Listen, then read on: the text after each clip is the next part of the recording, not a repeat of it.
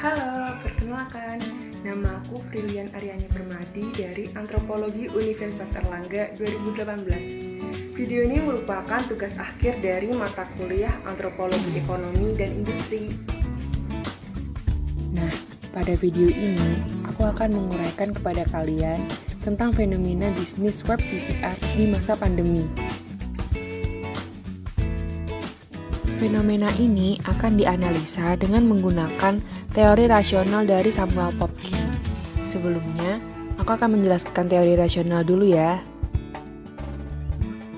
Popkin merupakan seorang profesor ilmu politik di Sekolah Pasca Sarjana Hubungan Internasional dan Studi Pasifik di University of California.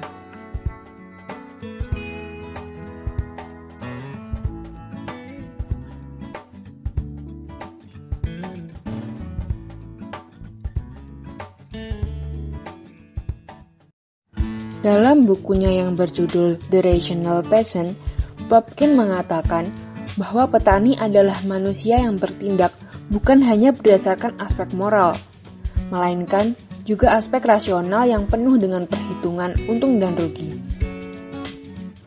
Hal ini ditandai dengan kegiatan petani yang melibatkan diri dalam proses ekonomi pasar.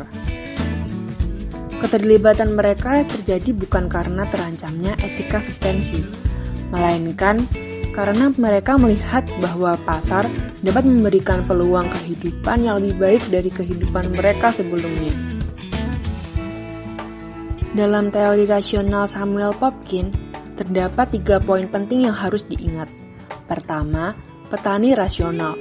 Kedua, petani memperhitungkan untung dan rugi. Ketiga, keterlibatan petani dalam pasar adalah sebagai bentuk perlawanan mereka mengontrol sistem kapitalisme.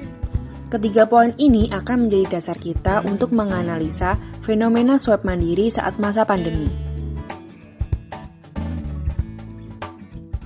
Pada masa pandemi ini, muncul banyak sekali fenomena baru yang membantu kita beradaptasi dengan lingkungan baru.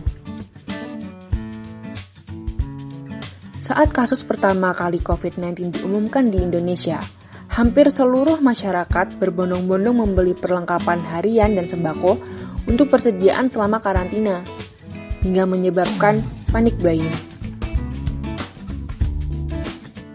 Sejumlah barang yang dianggap dapat menghalau COVID-19 laku di pasaran, hingga beberapa di antaranya mengalami kelangkaan. Dari penjualan masker medis, hand sanitizer, vitamin, sarung tangan, APD, dan masih banyak lainnya habis terjual.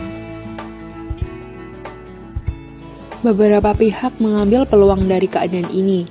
Kita mulai banyak menemukan orang berjualan masker medis, masker kain, face shield, hand sanitizer, hingga alat rapid swab, dan bahkan vaksin.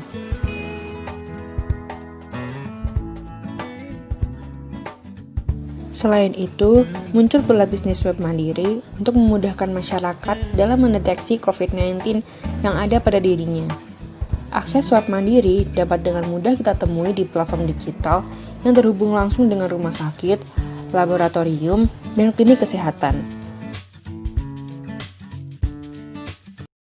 Laura Navika, dosen epidemiologi Universitas Erlangga, menjelaskan bahwa hanya ada 3 tes COVID-19 yang benar-benar akurat dan menjadi rekomendasi para ahli, yaitu tes swab PCR, tes swab antigen, dan tes cepat molekuler. Tes ini menggunakan metode dan media yang berbeda, dan tentu saja memiliki keakuratan yang berbeda. Pemerintah telah melakukan pencegahan penularan COVID-19 dengan upaya 3T, yaitu tracking, tracing, dan testing. Fenomena swab mandiri ini adalah respon dari upaya tracking pemerintah yang masih lemah. Pakar biologi molekuler Ahmad Rusdan Handoyo menjelaskan bahwa masyarakat boleh saja melakukan swab mandiri, namun hanya dilakukan pada rumah sakit atau laboratorium yang terhubung dengan pemerintah. Hal ini dilakukan agar memastikan hasil tes COVID-19 terlapor ke pemerintah pusat. Analisa teori rasional Popkin pada fenomena ini terlihat pada bagaimana tes swab mandiri dilakukan. Cara rumah sakit, klinik, laboratorium, dan perseroan terbatas dalam membuka pelayanan swab mandiri cukup rasional.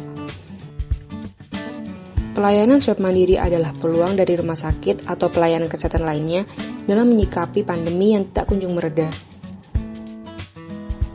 Permintaan swab mandiri juga meningkat sebab pemerintah telah memberlakukan tes swab sebagai syarat bepergian seperti di stasiun dan bandara.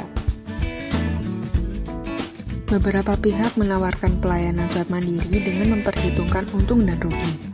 Beberapa dari mereka menentukan biaya tes swab dengan metode paket, sesuai dengan berapa lama hasil tes dapat keluar.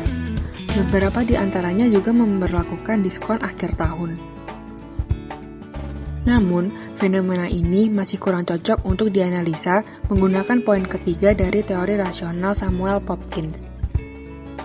Fenomena swab mandiri bukan bertujuan sebagai perlawanan terhadap sistem kapitalisme, sebab pada praktiknya, batas maksimal biaya tes swab telah ditetapkan oleh pemerintah melalui surat edaran Menteri Kesehatan. Batas maksimal biaya tes swab yang ditetapkan adalah sebesar Rp900.000. Satgas COVID-19 menghimbau kepada masyarakat agar melapor kepada Kementerian Kesehatan bila menemukan fasilitas kesehatan yang mematok biaya lebih tinggi dari harga yang sudah ditetapkan. Nah, itu dia fenomena swab mandiri yang ditinjau dari teori rasional Samuel Popkins. Terima kasih telah menonton video ini ya. Sampai jumpa.